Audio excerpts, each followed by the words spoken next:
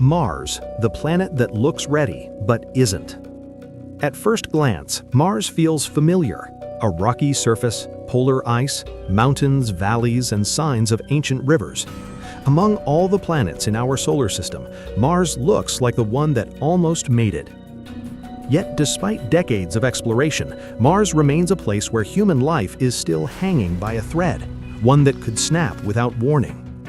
This documentary explores why Mars was chosen as humanity's second home candidate, what makes it deceptively promising, and the single environmental force that continues to defy science, technology, and human ambition.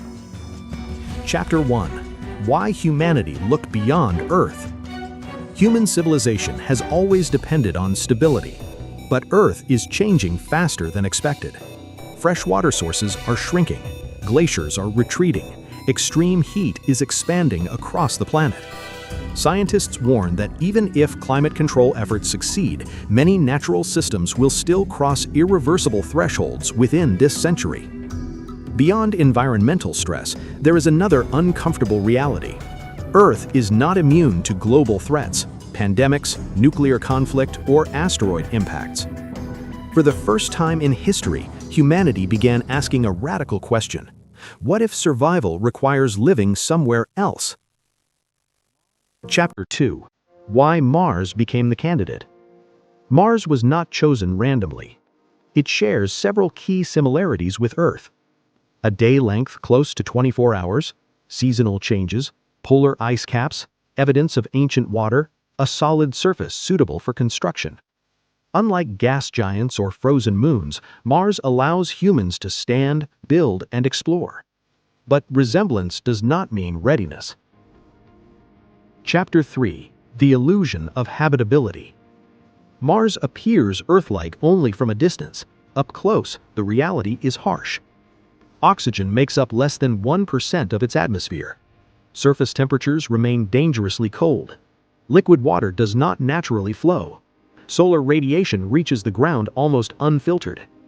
Humans cannot survive outdoors on Mars, not for minutes, not for seconds. Every breath, every drop of water, and every degree of warmth would need to be engineered. Chapter 4. Engineering life from nothing. To survive, future settlers would rely entirely on technology. Oxygen must be extracted from carbon dioxide. Water must be drilled from underground ice. Food must grow inside sealed artificial ecosystems.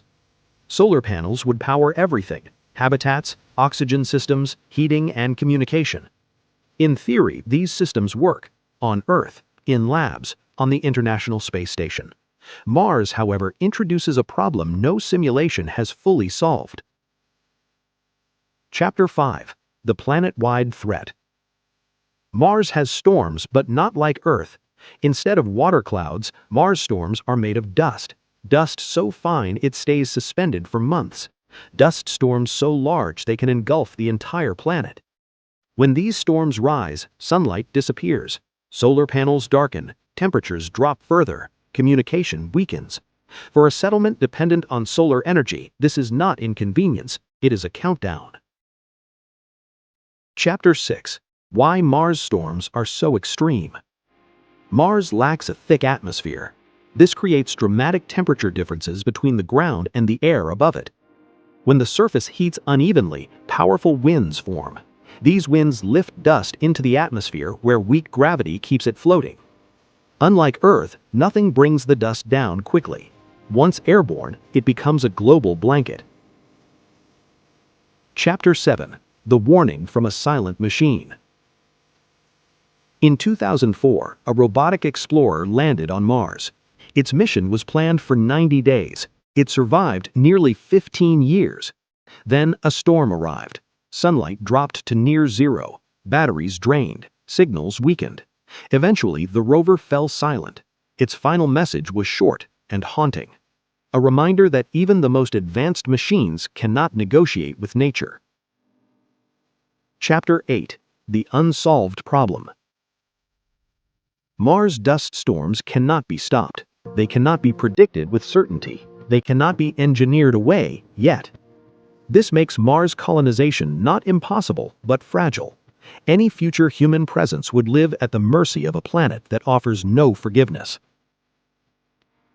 Conclusion: is Mars a backup or a test?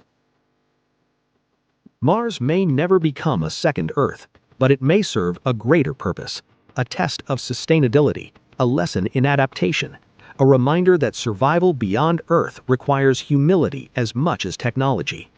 The red planet is not waiting for us, it is challenging us. And the question remains, are we ready to live on a world that never promised to keep us alive?